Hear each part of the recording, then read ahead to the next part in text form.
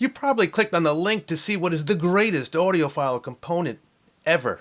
And I'm going to tell you, but I'm going to also add that this component was the greatest yesterday, it's the greatest today, and will be the greatest forever and ever. Period.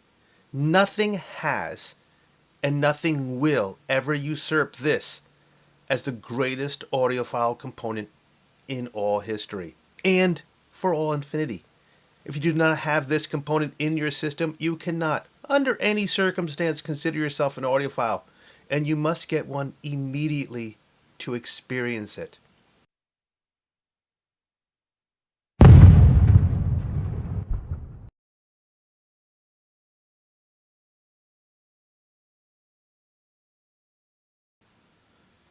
No, the greatest audiophile component of all time is not a TIAC 550N turntable. There are far, far better turntables available. No, it's not the Gold Ring E3 cartridge I'm using, nor is it the tone arm, marble plinth, feet isolators, RCA cables, or the phono stage. The best audiophile component ever created and ever will be created is not anything I just mentioned, but it is everything I just mentioned as one unit. The turntable itself and everything that goes into it is the greatest single audiophile component in history, and I'm going to prove it using powerful science. I'll bring Helmholtz in here to help me explain, because what makes the turntable the greatest component is it does one thing better than any other component ever, and it does one thing very poorly. What it does poorly is not a negative. In fact, it's the primary reason for this component being the greatest audiophile product ever. Turntables are great because of their poor sound quality. Yes, their poor sound quality.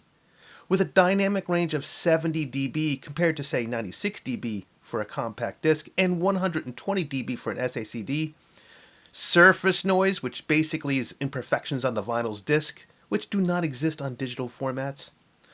Wow and flutter, is your platter really rotating at 33 1/3 RPM? Even if it does it always rotate at that speed?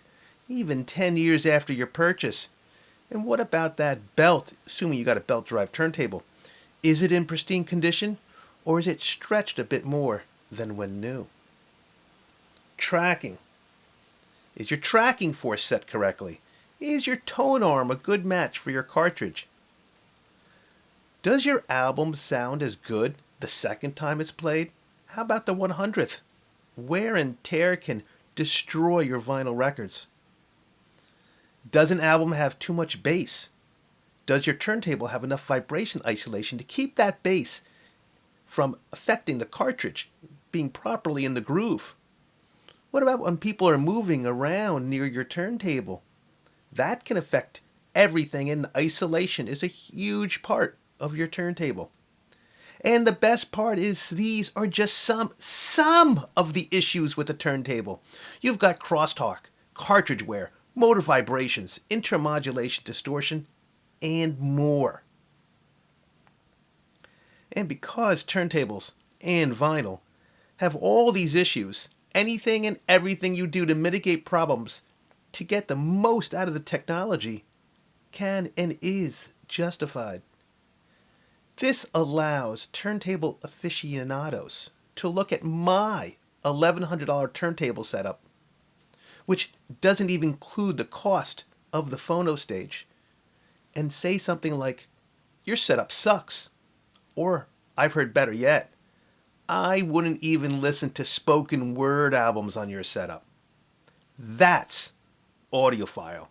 You see, the vinyl format has so many acoustical issues, it creates a never-ending requirement of spending more to get every bit of quality you can from it. How many $1,100 CD players suck? How many $1,100 DACs suck? How many $1,100 amps suck? Or even speakers? But $1,100 for vinyl? You're playing with the school children. You simply cannot get everything out of a vinyl record using my setup. Maybe I'm getting 85% of what is possible, which means I took bad sounding technology and just made it 15% worse. Now, vinyl technology does do one thing wonderfully well. It makes you listen.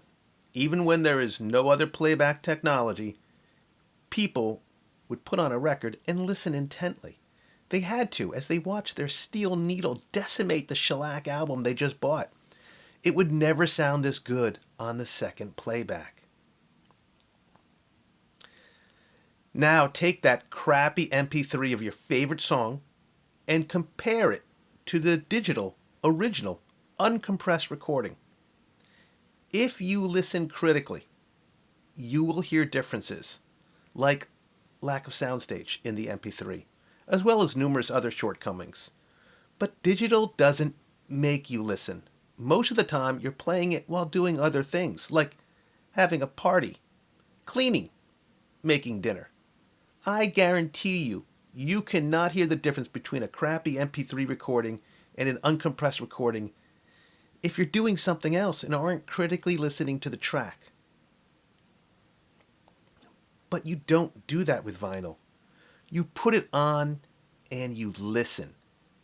Sure, you can listen to digital, but it doesn't make you listen. Vinyl makes you listen. And to an extent, physical discs, CDs, SACDs, can get you to listen. But the convenience of skipping forward or back, pausing, is so easy that you don't listen critically for long. I think the inherent knowledge that every time you play a record reduces its quality makes you listen more intensely than CDs or any other digital format can. Vinyl's lack of quality has another huge advantage, though. Audiophiles, regardless of their hearing quality, can easily hear the difference in blind tests. Not just the difference of their turntable compared to digital playback, but even the difference between cartridges and other turntables.